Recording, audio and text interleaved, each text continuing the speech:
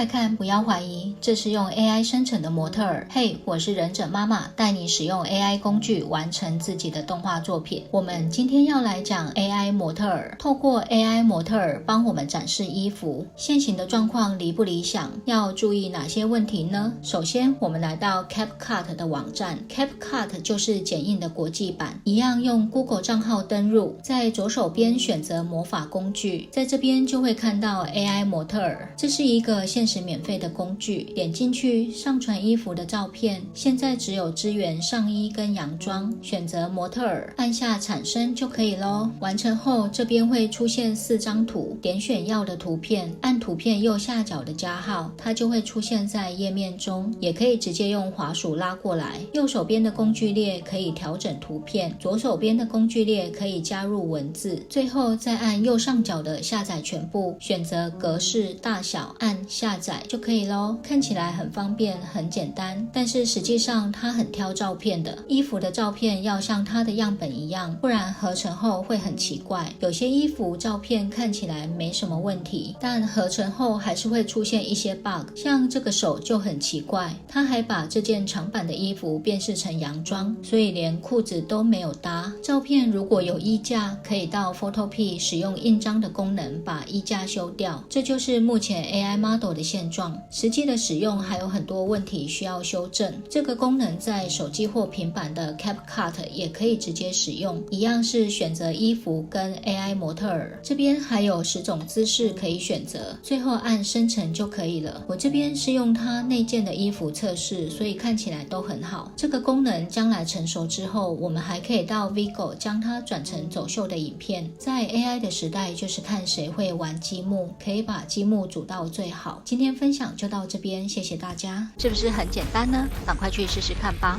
别忘记订阅我的频道、按赞，还有开启小铃铛，让我们一起站在 AI 这个巨人的肩膀上，看得更高更远吧！